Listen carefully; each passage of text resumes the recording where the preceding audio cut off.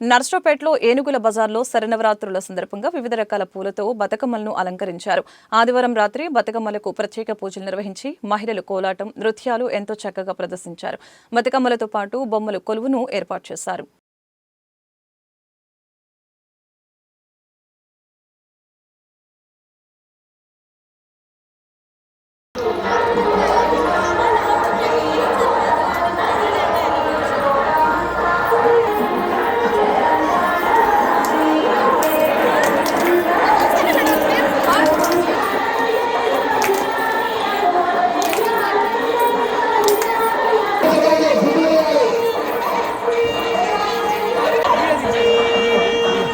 అందరికీ అడ్వాన్స్ దసరా శుభాకాంక్షలు.